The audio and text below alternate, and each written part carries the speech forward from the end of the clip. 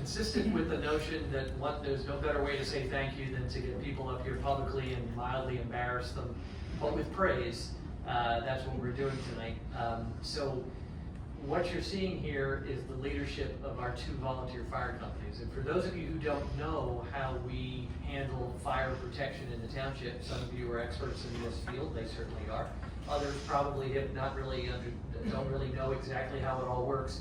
We do not have paid firefighters in Hatfield. The volunteer fire companies that have been around for a very long time save our township literally millions of dollars just through their volunteerism. So that is a little bit of what we're doing tonight, recognizing people for their volunteerism and their good deeds. And in particular, the first recognition is for the leadership team, because it's more for them. It's more than just when the bell rings, getting up sometimes in the middle of the night, running to a fire, putting out someone, saving someone's home, saving a life. It's even more than that. On top of that, these four in particular handle all the administration, all the effort and activity that's necessary to run the organization on top of that. And what we are particularly excited about is that they regularly meet and talk about a 5-year plan. And for us, a 5-year plan means figuring out economically and organizationally what they need and the township's contribution towards that when it comes to fire trucks and equipment and training costs. For those of you who don't know, many years ago, there weren't as many, let's call them mandates when it comes to training and obligations. If you pull any one of the four of these gentlemen aside and ask them over the years, what's the biggest transformation when it comes to volunteer firefighting, it's probably the number of hours of requirement for training, right? And then in addition to the changes in equipment, many of which I'm sure were fantastic, but also add to another layer of obligation of training and then expense associated with gathering all that. And this isn't just four people sitting in a room and saying, you know what, we should probably get a fire truck in a couple of years.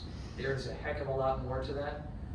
I have been a part of the fire commission and the fire committee here for years, and I always defer to them as the experts. Their knowledge is just extraordinary and unmatched, and what they do for us and what this unique recognition is about is the effort that they put into developing that 5-year plan. And so it's more than just a night or two, it's a lifestyle that these gentlemen lead.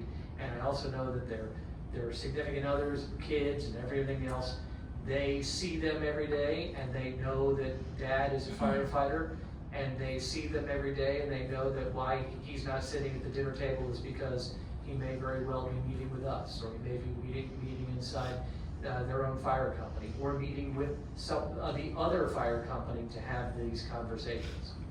And my last kind of point of this recognition is that it's anytime you have two organizations, inevitably you'll have two different cultures, different members, of course, and these four in particular have done a fantastic job of starting to blend those two together.